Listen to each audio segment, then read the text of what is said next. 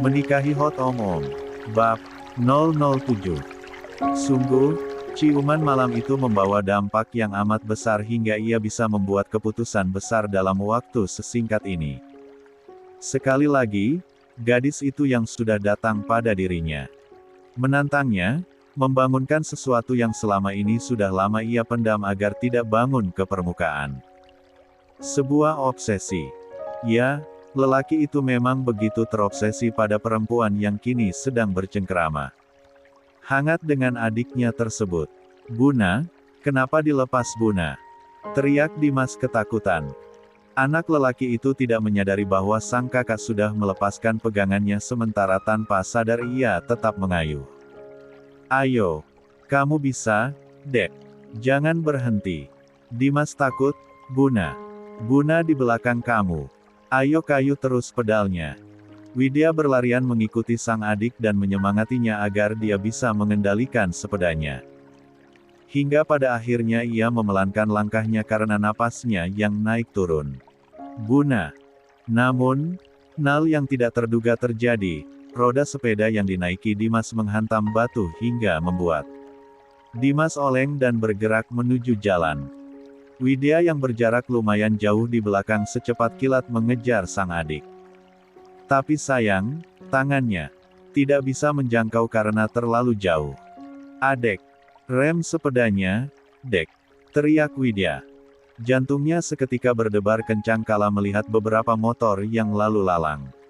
Dimas bisa saja langsung terpental ketika sepeda yang dinaikinya meluncur dan melintang ke tengah jalan saat ada kendaraan yang melintas.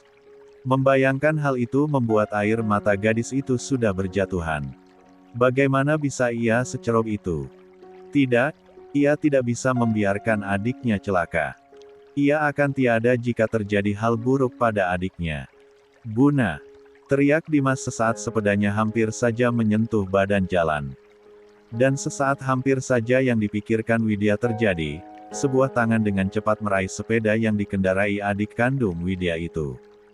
Dan menahannya agar berhenti berjalan. Seketika Dimas diturunkan dari sepeda itu dan menstandarkannya. "Kamu nggak apa-apa?"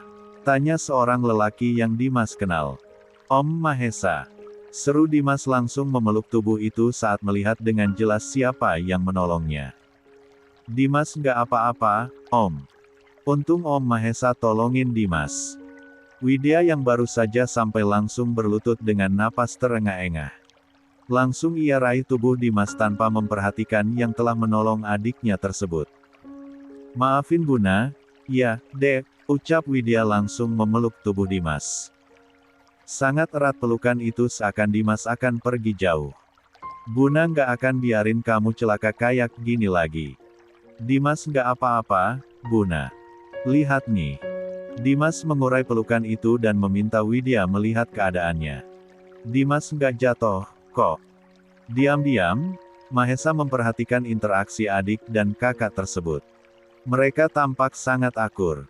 Dan Widya, gadis itu tampak sangat menyayangi adiknya dan begitu melindunginya. Sejenak ia berpikir lagi sebegitu burukkah Widya di mata ibunya. "Iya, alhamdulillah ya, Allah. Makasih udah lindungin Dimas." Kembali Widya menarik tubuh sang adik dan memeluknya. Gadis itu malah menangis terisak-isak. Tubuhnya masih begitu gemetaran karena ketakutan masih mendominasinya. Sungguh, risau itu belum juga pergi. Langsung mengingat penyakit yang sedang diderita oleh adiknya ini. "Tolong jangan tinggalin Buna sampai kapanpun, ya, Dek." "Udah dong, Buna," ucap Dimas kembali mengurai pelukannya dan mengusap air itu. "Dimas nggak bakalan tinggalin Buna. Janji." Widya mengacungkan jari kelingkingnya, mengajak Dimas untuk pinky promise. "Janji," jawab Dimas mengaitkan telunjuknya dengan telunjuk Widya. Sekali lagi, Widya membawa tubuh ringkih itu ke dalam pelukannya. "Buna sayang banget sama adek. Adek juga sayang Buna. Sayang sampai ke tulang-tulang." Widya terkekeh sambil mengusap air matanya sembarangan di balik punggung Dimas. Mana sanggup ia kehilangan kesayangannya ini. Buna nggak mau terima kasih sama orang yang udah nolongin Dimas. Widya langsung mengurai pelukannya, ia bahkan melupakan pahlawan yang telah menyelamatkan. Widya langsung mengurai pelukannya, ia bahkan melupakan pahlawan yang telah menyelamatkan adiknya. Oh, ya, Buna lupa. Gadis cantik dengan rambut berantakan itu pun langsung berdiri dari berlututnya. Tersenyum sambil mengulurkan tangan pada sosok menjulang yang berdiri tidak jauh di depannya itu. Thanks karena udah nolongin adik saya, ya, Mas. Tangan Widya pun disambut dan dijabat. Anytime, Mbak Buna. Dek. Gadis yang sedari tadi tidak memperhatikan dengan jelas siapa lelaki berkacamata hitam itu pun menajamkan penglihatannya. Betapa syoknya saat lelaki itu membuka benda yang bertengger di hidung mancungnya tersebut. Oh Om Mahesa. Saya, Buna. Wajah Widya memerah ketika Mahesa memanggilnya dengan sebutan yang hanya Dimas boleh menyebutkannya. Entah apa yang membuatnya salah tingkah seperti ini, ia hanya ingin lekas enyah dari hadapan lelaki ini. Gadis itu langsung berbalik. Segera menggenggam tangan Dimas Tuk ia ajak pergi. Adek, kita pulang sekarang. Namun bukannya mendengarkan ucapan sang kakak, adik kandung Widya tersebut langsung menahan tarikan tangan kakaknya tersebut. Kenapa langsung pulang, Buna? Om Mahesa masih di sini, loh. Widya kan gak sopan kalau kita langsung pergi gitu aja. Mahesa menarik satu sudut bibirnya ke atas. Merasa menang dari Widya padahal mereka tidak sedang berkompetisi. Pinter banget kamu. Mahesa mengacak rambut Dimas dengan gemas. Mau makan es krim? Mau, Om, mau. Seru Dimas bersorak senang. Sudah lama sekali ia tidak memakan makanan tersebut. Mahesa kemudian membuka pintu mobilnya dan mempersilahkan Dimas untuk masuk ke dalam. Om tahu tempat makan es krim yang enak. Ayo. Dimas tentu saja tidak langsung menaiki mobil mewah tersebut. Ia menoleh pada sang kakak untuk meminta persetujuannya. Buna? Ayo, Buna. Melihat ekspresi Dimas yang sepertinya sangat ingin membuat Widya sangat tidak tega untuk menolaknya. Buna pulang dulu antar sepedanya pulang, ya, Dek. Nanti hilang kalau ditinggal di sini. Sejenak Mahesa melihat model sepeda tersebut. Matanya memindai dengan cepat. Nggak perlu dibawa pulang, Widya, lelaki itu kemudian meraih sepeda tersebut dan melipatnya sedemikian rupa. Untung ia cukup familiar dengan model sepeda hingga masalah kecil seperti ini bisa teratasi dengan mudah. Membuka pintu belakang mobilnya, lelaki itu kemudian memasukkan benda tersebut ke jok belakang. Beres. Sepasang mata bulat Widya mengerjap beberapa kali. Niat hati ingin menenangkan hati terlebih dulu untuk beberapa saat, namun pria ini seolah memiliki ribuan cara untuk menahannya. Yayai. Kembali Dimas bersorak senang. Ayo masuk, ucap Mahesa mengarahkan Dimas untuk masuk ke dalam mobilnya. Ilya, Om. Tentu saja anak tersebut langsung menuruti perintah calon suami Widya itu dengan sukarela. Dengan bersemangat, anak lelaki menggemaskan itu langsung masuk ke dalam mobil Mahesa dan duduk tenang di sana. Ayo, Buna. Widya terkesiap mendengar sang adik memanggilnya. Gadis cantik itu kemudian memutar tumit tuk masuk ke dalam sana juga. Namun hal tidak duga terjadi. Mahesa menutup pintu mobil tersebut dan menghalangi Widya untuk masuk. Saya bukan supir, Widya. Hah. Widya tidak mengerti. Oh, Om Mahesa cuma ngajakin Dimas. Oh oke. Perempuan bermata coklat. Itu pun mundur. Malu sendiri karena terlalu percaya diri mengira dirinya diajak serta. Duduk di depan, perintah Mahesa. Lelaki itu kemudian membuka pintu penumpang bagian depan. Di sebelah saya. Saya bukan supir taksi online yang membawa dua penumpangnya di belakang. Oh. Widya baru mengerti sekarang. Maaf. Namun sebelum Widya benar-benar masuk ke dalam mobil mewah tersebut, sejenak ia memberanikan diri untuk menatap manik tajam Mahesa. Besok saya ke bank buat balikin semua uang Om Mahesa. Tentu aja Om gak akan segila itu, kan untuk melamar saya. Saya sudah melakukan hal gila itu, ucap Mahesa tenang. Sesuai dengan ucapan saya tadi malam, maka saya menepatinya. Perlu kamu tahu, saya tidak pernah main-main dengan semua yang keluar dari mulut saya. Widya, apa yang saya ucapkan, maka akan saya lakukan. Saya bukan tipe laki-laki yang bermulut besar. Widya meneguk ludahnya kelat. Bingung harus mengatakan apa. Tetapi saya nggak mau, Om. Besok saya akan transfer semua uang yang udah Om kirim. Tolong dengan cara lain aja kita damainya. Mahesa menarik sudut bibirnya ke atas. Oke, saya akan batalkan lamaran saya pada orang tua kamu. Saya juga akan membatalkan semua tuntutan hukum yang bisa menjerat kamu, asal kamu bisa mengembalikan uang yang sudah saya transfer itu secara utuh, tidak kurang 1 rupiah pun. Widya menatap Mahesa tidak percaya. Kenapa tiba-tiba jadi semudah itu berurusan dengan lelaki ini?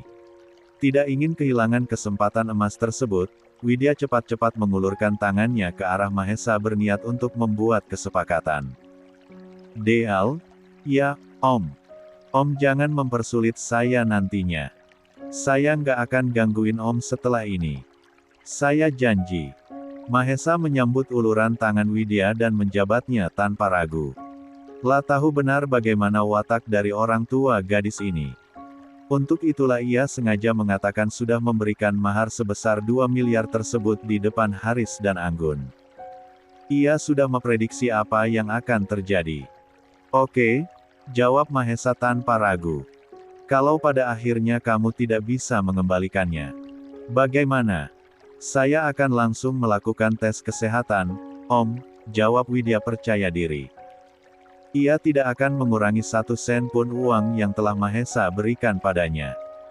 Ia yakin akan bisa mengembalikan semua tanpa kurang. Saya tidak akan mencari cara lagi untuk menolak pernikahan ini. Saya akan bantu Om jadi istri di depan keluarga. Om. Sudut bibir Mahesa kembali menukik ke atas. Oke.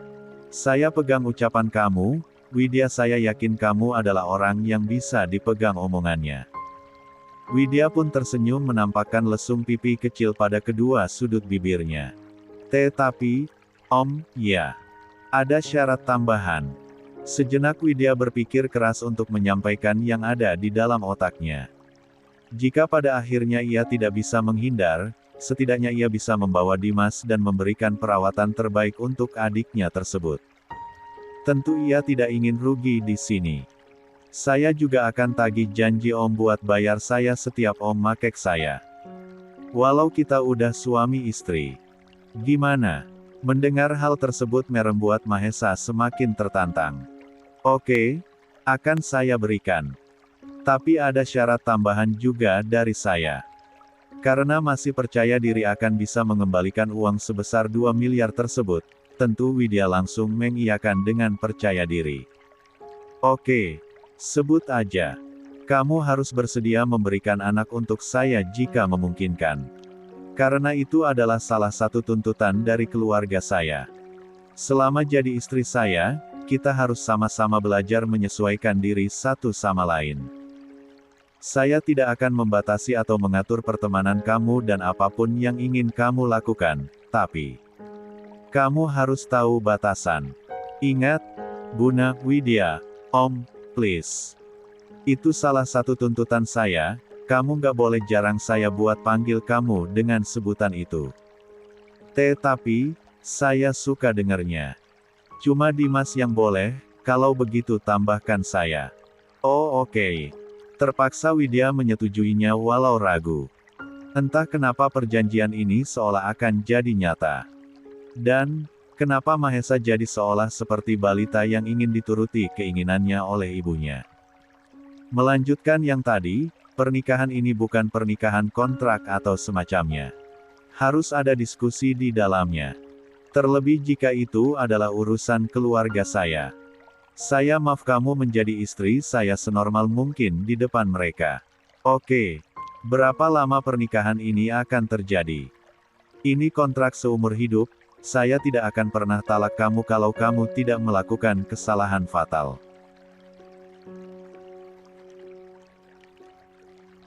Widya yakin otak Mahesa memang sudah tidak normal. Contoh kesalahan fatal. Selingkuh di belakang saya. Ini jatuhnya kayak nikah beneran, Om. Kapan saya bilang main-main? Tapi, saya udah pernah bilang sama Om kalau saya nggak mau ngabisin sisa umur saya sama orang yang nggak sayang sama saya. Saya bisa sayangi kamu, Buna. Cukup jadi istri saya kalau kamu ingin bahagia. Sungguh, berinteraksi dengan Mahesa hanya akan membuat otaknya lama-lama rusak. Ya, lelaki ini terlalu berbahaya untuk kewarasan pikirannya.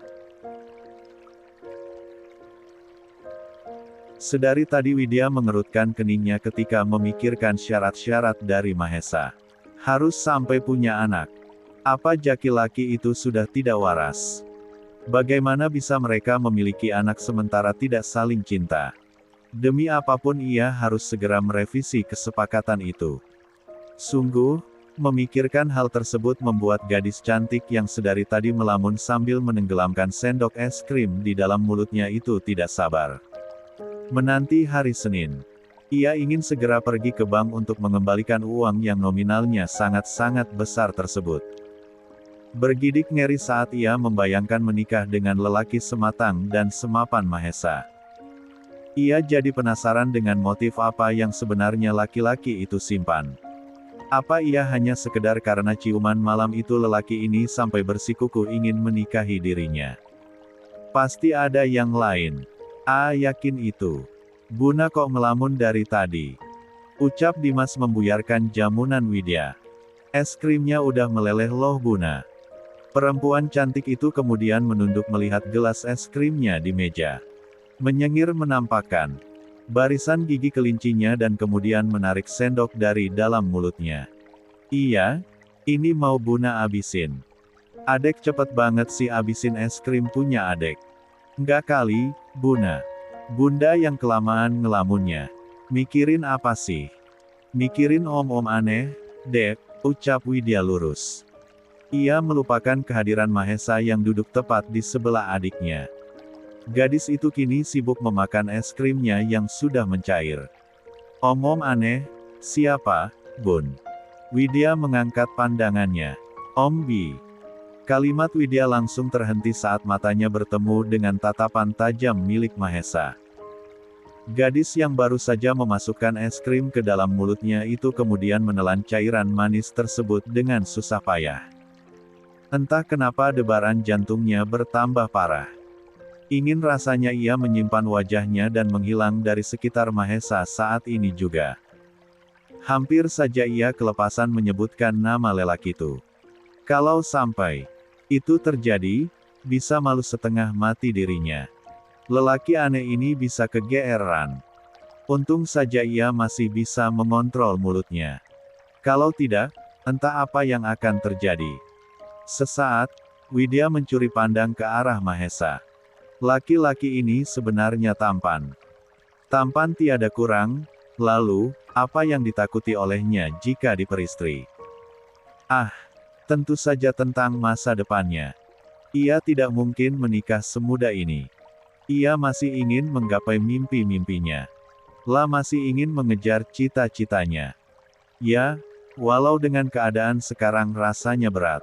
Om Bi. Bi siapa Buna? Tuntut Dimas menuntut penjelasan Widya.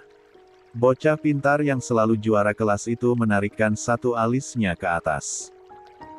Sedang menganalisa. Diam-diam anak kecil itu memperhatikan tatapan Mahesa yang memaku pada sang kakak. Dan juga sang kakak yang seperti mencoba untuk menghindar tatap dari lelaki itu. Apa mungkin Om Mahesa? Buna lagi mikirin Om Mahesa. Widya melebarkan matanya. Wajahnya memerah seketika. Bagaimana bisa Dimas menebak bahwa om-om yang sedang dia pikirkan adalah Mahesa? Cie, Ternyata iya Om Mahesa, ejek Dimas. Cie Buna, mukanya merap, cie. Deek. Langsung Widya membekap mulut Dimas. SSSTT, bukan, Dek. Beneran bukan. Cepat-cepat gadis itu mencondongkan tubuhnya ke arah Dimas. Nanti Buna kasih tahu di rumah. Oke. Kening Dimas kemudian berkerut, menatap Widya lekat-lekat. Beneran bukan Om Mahesa. Beneran. Buna nggak bohong. Nanti Buna kasih adek coklat kesukaan adek. Gimana? Tidak lama kemudian, anak laki-laki nan tampan itu pun tersenyum. Oke, Buna. Janji, ya. Iya, sayang. Oke, Dimas percaya Buna.